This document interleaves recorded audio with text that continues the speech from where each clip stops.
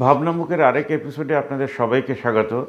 আমাকে রেকর্ড করছে কিছু লাইট, বেজেছে রাত্রি 9:30।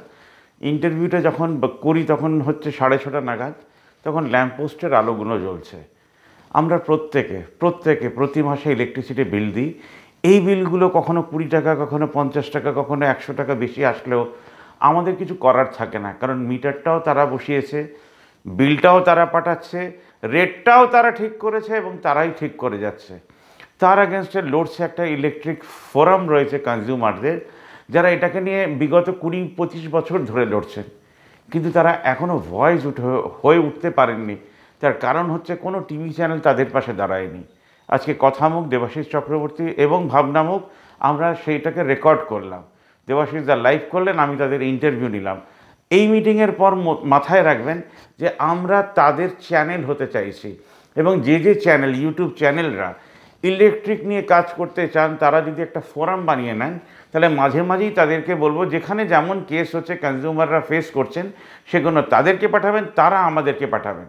এবং তারপরে যে কথাগুলো হলো, যেহেতু আমি নাগরিক মুভমেন্ট করার কথা বলি, যে প্রশ্নগুলো তার কাছে রাখলাম সেটা আপনাদের জন্যে। এবার দেখুন।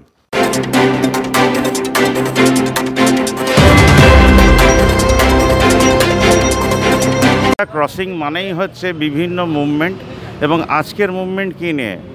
ABECA তারা রয়েছেন ইলেকট্রিসিটি বিল, আজকের দিনে সবচেয়ে বড় চিন্তার বিষয়। সেটা নিয়ে দাদার নামটা আগে জিজ্ঞেস করে নেব, তারপরে জানতে চাইবো কি অ্যাকচুয়ালি। আমার নাম সমর মজুমদার। আমি কলকাতা জেলা বিদ্যুৎ গ্রাহক সমিতি, অর্থাৎ all Bengal electricity consumer association, আমরা জেলা কমিটি থেকে বিভিন্ন রাজ্যে, আজকে পশ্চিমবঙ্গে, সারা পশ্চিমবঙ্গ জুড়ে বিভিন্ন জেলায় আমরা একটা কর্মসূচি নিয়েছি। কর্মসূচি হচ্ছে আগামী 20 তারিখ আমরা রাষ্ট্রপতিকে একটা আবেদনপত্র পাঠাবো থ্রু রাজ্যপাল। এটা 20 ডিসেম্বর বলছেন? 20 ডিসেম্বর পর্যন্ত এই কর্মসূচি চলছে। যদিও মূল দাবি নিয়ে আমাদের আন্দোলন লাগাতার চলে। আপনারা বিভিন্ন সময় রাস্তায় ঘাটে বিদ্যুৎ গ্রাহক সংগঠন, এটা কোনো দলীয় সংগঠন নয়, এটা তো বহু বছর ধরে চলছে। ভারতবর্ষে একমাত্র গ্রাহক সংগঠন, আই রিপিট অ্যাগেইন, ভারতবর্ষের একমাত্র গ্রাহক সংগঠন, রেজিস্টার্ড গ্রাহক সংগঠন এই ইলেকট্রিসিটি কনজিউমার অ্যাসোসিয়েশন। আসল কাজটা কি? কাজ হচ্ছে ইলেকট্রিসিটি নিয়ে যে সমস্ত সমস্যা আসছে, আপনারা দেখেছেন ক্রমাগত বিদ্যুতের দাম বাড়ছে। শুধু বিদ্যুতের দাম বাড়ানো, এটা কি আপনারা থাকার জন্য বাড়ছে নাকি ওদের বদমাইশির জন্য বাড়ছে? ওদের বদমাইশির জন্য। মানে আমাদের থাকার জন্যও তো বাড়ছে, আমরা তো আটকাতে পারছি না। আমরা আটকাবার চেষ্টা করছি, কিছু আটকায়নি তা নয়, আমরা অনেক কিছু আটকেছি। আমরা যেমন সারচার্জ বলে একটা চার্জ প্রত্যেক মাসে গ্রাহকদের থেকে নিত, যারা রেগুলার বিদ্যুৎ বিলটাকে ফলো করে বা পুরনো লোক যারা আছেন, তারা গত 2 বছর আগে পর্যন্ত, 1 বছর আগে পর্যন্ত সারচার্জ বলে ইলেকট্রিসিটিতে একটা চার্জ নেওয়া হতো। প্রতি মাসে 30 টাকা থেকে শুরু করে 180 টাকা পর্যন্ত। আমরা দীর্ঘ আন্দোলন করে সেই চার্জ যেটা বেআইনি, সেটাকে আমরা প্রমাণ করেছি এবং সেটা তুলে নিতে বাধ্য হয়েছি। আচ্ছা, অনেক সময় দেখা যায় যে যার 300 টাকার বিল আসে তার 30,000 টাকারও বিল আসে ভুলভাল, তারপরে তার লাইন কেটে দেওয়া হয়, তাকে লাইন কষ্ট করে জুড়তে হয়। এই সব জায়গায় গ্রাহক, মানে আপনাদের পরিষেবা কীভাবে এগিয়ে আসতে পারে? এরকম যখনই বিল আসবে আমরা অলওয়েজ ওয়েলকাম করি। যে কোনো সময়, যে কোনো দিন, যে কোনো মুহূর্তে আমাদের ফোন নাম্বার কালেক্ট করুন, আমাদের রেজিস্টার্ড অর্গানাইজেশনের অ্যাড্রেস কালেক্ট করুন। যেমন একটা দেখাচ্ছি, এটা হচ্ছে একটা বিল। এই বিলে একটা লিফলেট বলা চলে, এই লিফলেটে আমাদের অ্যাড্রেস আছে, আমাদের গ্রাহক সংগঠনের ফোন নাম্বার আছে, বা যেই অঞ্চলে যে থাকে দেখবেন অ্যাবেকার প্রোগ্রাম কোথাও না কোথাও হচ্ছে। আচ্ছা, একটা কথা বলুন, আপনারা প্রেসিডেন্টকে কি চিঠি দিচ্ছেন? উত্তরটা আগে দিয়ে নিই। এরকম যদি কোনো বিল আসে, অ্যাবড্রাফট বিল, ইন দ্য সেন্স আপনার 1000 টাকার বিল 10,000 টাকা হয়েছে, 300 টাকার বিল 30,000 টাকা আছে, এরকম অ্যাবড্রাফট বিল যদি আসে, যে কোনো মুহূর্তে আপনারা আমাদের কাছে আসেন। কেননা একা যদি আপনি বিদ্যুৎ গ্রাহক লড়াই করা যায় অফিসে যান, সে বলবে আগে টাকা পেমেন্ট করুন, তারপর কথা বলুন। অর্থাৎ আপনার কথাটা গ্রহণযোগ্য নয়, টাকাটাই গ্রহণযোগ্য। আমরা বলি টাকা দেবেন না, কোনো মুহূর্তেই দেবেন না। আপনি বিগত 3-4 মাসের বিলগুলো কালেক্ট করুন, করে আমাদের কাছে নিয়ে আসুন। কেন সে টাকাটা নিচ্ছে এই কৈফিয়ত তার থেকে আমাদের চাইতে হবে। এরকম প্রচুর কেস আমরা করেছি, যেটা 37,000 টাকার বিল আমরা 1300 টাকায় পেমেন্ট করিয়েছি। কারণ সে যে চুরি করেছে, আমি নিজে ব্যক্তিগত সমমজুমদার একটি টিভি প্রোগ্রামে বিদ্যুৎ গ্রাহক কমিটি থেকে আমি ছিলাম এবং সিএসসির একজন কর্মকর্তা ছিলেন। তাদের আমি কিছু কিছু বিল তুলে দেখিয়েছি, এই বিল আপনারা চার্জ করছেন, ওয়াই, কী কারণ? তখন সে বলছে আমরা একটা নেগোসিয়েট করে দেবো। তাহলে মেসা যদি একটা গ্রাহক যায়, আপনি কথা বলতেন না, কখন বলতেন টাকা পেমেন্ট করুন। এইটা হচ্ছে বিষয়। বলছি প্রেসিডেন্টকে কি চিঠি দিচ্ছেন, কি থাকছে বয়ানে? বয়ানে থাকছে আমাদের 20শে ডিসেম্বর মন্ত্রী দপ্তরে প্রথম অভিযানটা আমরা করব। এখান থেকে শুরু হচ্ছে আমাদের প্রোগ্রাম। বর্ধিত ফিক্স চার্জ, মিনিমাম চার্জটা প্রত্যাহার করতে হবে। যে 2023-এ অ্যামেন্ডমেন্ট বিল বলে যে চার্জ ট্যাক্সেস নিচ্ছে। সেকেন্ড, বেআইনিভাবে লাইন কাটা যাবে না। কনজিউমারকে 3 মাস আগে ইনফর্ম করতে হবে, যেটা পুরনো নিয়ম ছিল সেই নিয়ম। অর্থাৎ গ্রিন বিল, ব্লু বিল, গ্রিন বিল, রেড বিল, যে নিয়মটা ছিল সেই নিয়মটা ফলো করতে হবে। কথা নেই বার্তা নেই, সে লাইনটা কেটে দিল।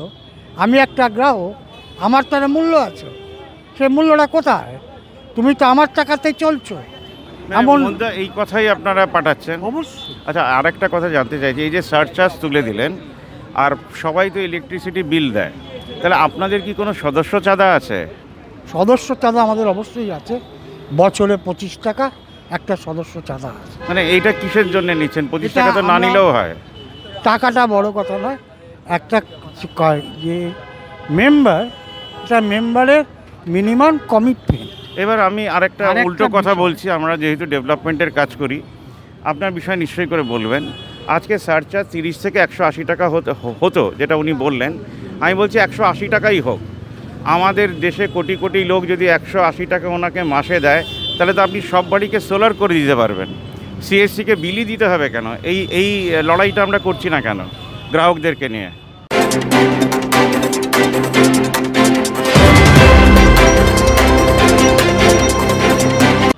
শুনুন, আমাদের যে ডিমান্ডগুলো, সেই ডিমান্ড 18টা ডিমান্ড, তার মধ্যে একটা ডিমান্ড আছে যে সিএসসির কম্পিটিটার আনো, নাম্বার 1। না, আমি আরেকটা আমি আমার স্পেসিফিক উত্তরটা আগে দিন। আপনার কথাটাই বলছি।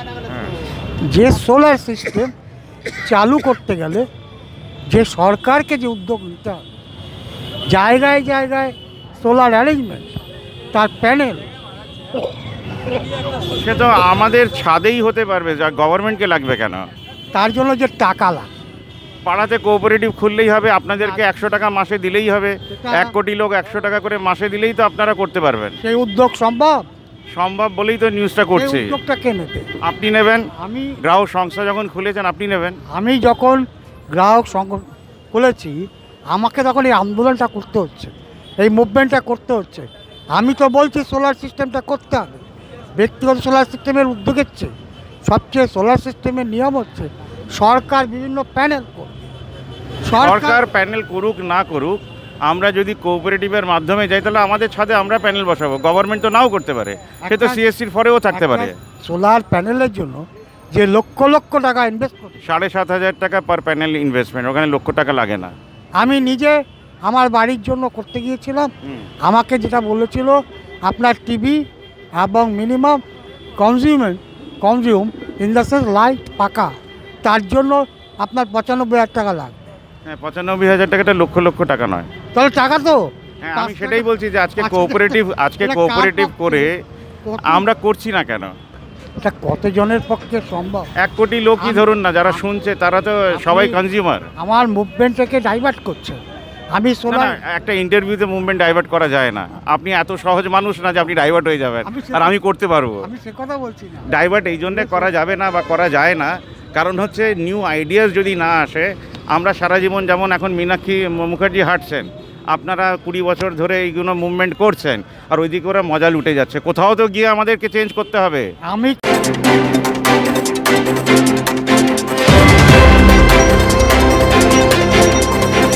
কি সোলারের বিরোধী? আমি সোলারকে অ্যাকসেপ্ট করছি, ওয়েলকাম করছি, কারণ সোলার সিস্টেম পাওয়ার এনার্জিকে আরও ডেভেলপ করে। ABECA এরকম একটা মিটিং ডাকুক না, যে কনজিউমার আছে যারা এতদিন ছিল না, আপনাদের কাছে আসুক, মাসে 100 টাকা দিক, সোলার শুরু হোক। এর আগে আপনাকে জানিয়ে রাখি, আমাদের লাস্ট যে কনফারেন্সটা হলো, সেই কনফারেন্সে সোলার এনার্জি নিয়ে যাদবপুর ইউনিভার্সিটির যে হেড অফ দ্য ডিপার্টমেন্ট, তাকে আমরা ইনভাইট করেছিলাম। কিভাবে এই অ্যারেঞ্জ করা যায় তার আমরা একটা পরিকল্পনা করি। অনেকটা দূর আমরা বিষয় সম্পর্কে এগিয়েছি। তারপরে যে ইকোনমিক্যাল প্রবলেম, সেই এবং যে এলাকার মানুষকে যে জায়গাটাকে করা, সেটা তো আমরা অনলাইন চ্যানেলরা আপনাকে হেল্প করব। বেশ, আপনাকে আমি অলওয়েজ ওয়েলকাম করছি। আপনারা অনলাইন চ্যানেলে একটা স্পেসিফিক জায়গা দেখান যেখানে এই এলাকার এই লোকগুলো ইন্টারেস্টেড, আমরা ঝাঁপিয়ে পড়ব। আমি শ্রীরামপুরে ভাবনামুখের সম্পাদক নরেশ জৈন, আমি ইন্টারেস্টেড। হ্যাঁ, শ্রীরামপুর থেকে শুরু হোক। শ্রীরামপুরের একজন তো নয়, এলাকাটাকে আপনাকে বাঁচতে হবে। আমি 2 লাখ লোকের বাড়িতে লিফলেট পৌঁছে দেবো। ঠিক আছে, আমারও ওয়েলকাম রইল। শ্রীরামপুরের সংগঠনকে আমি এই ব্যাপারে জানিয়ে দেবো, তারা যে এবারে ইমিডিয়েট উদ্যোগ। আমি ইনচার্জ হচ্ছি, যদি ওনারা ইনচার্জ করেন, শ্রীরামপুরে এই মুভমেন্টটা বাড়ি বাড়ি পৌঁছে দেবো। শর্ত একটাই, সবাই 100 টাকা ওনাদের সংগঠনকে দেবো, আর ওনারা বাড়ি বাড়ি সোলার করে সেই বিল 30%, এক সেকেন্ড আমাকে শেষ করতে দিন, 30% ডিসকাউন্ট করে ওনারা নেবেন। তাহলে ভারতবর্ষের নাগরিকরাই মুভমেন্ট গড়ে তুলবে, শুধুমাত্র গভর্নমেন্টের উপরে ডিপেন্ড করে থাকবে না। এটাই বলতে চাইছি। এবার আপনার কথা বলুন, আপনি যখন বলছেন একটু হাঁপাচ্ছেন, আপনার কি কোনো প্রবলেম আছে? না, প্রবলেম থেকে আমার একটা লাংয়ের ইনফেকশন আছে। আচ্ছা, আমি যে কথাগুলো কেন বলছি বুঝতেই পেরেছেন, যে আমি নাগরিকদের রিপ্রেজেন্ট করি, তো I must represent the thoughts of the নাগরিক। আমি বুঝতে পারছি আপনি কেন বলছেন, এটাও তো খানিকটা বুঝতে পারছি না। ব্যাপারটা এরকম নয়।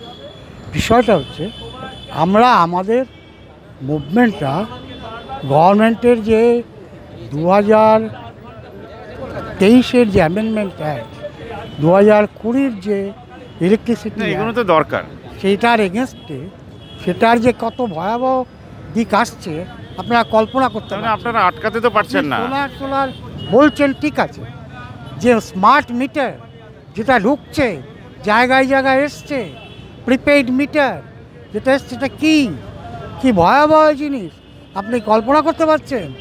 যে আপনার বাড়িতে একটা স্মার্ট মিটার বসিয়ে গেল, আপনি জানেন না যে আপনার কত ইউনিট পড়লো, কি হলো না হলো। আপনি একদিন যদি টাকা দিলে হলো, আপনার লাইনটা কেটে দিয়ে চলে গেল, আপনি জানবেন না, বাড়িতে এসে লাইন কাটবে। তার মানে আপনি যেটা বোঝাতে পারছেন, আর আমি যেটা বুঝতে পারছি, সেটা অডিয়েন্সকে যদি বোঝাই, যে গভর্নমেন্ট আমাদের ভালো চেয়েও বাঁশটা দিচ্ছে, আর আমরা ভালোটা না বুঝতে পেরে বাঁশটা নিচ্ছি। এই দুটো বাঁশের মাঝে কোনো পোল তৈরি হবে কিনা সেটার দিকে তাকিয়ে থাকতে হবে। একদিকে যেমন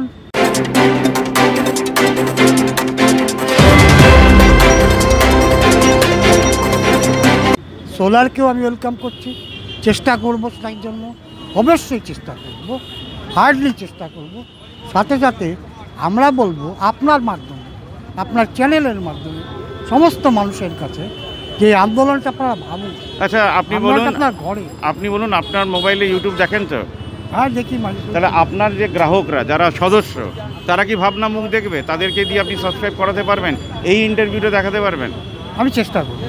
আমার 2430 মতন সাবস্ক্রাইবার আছে।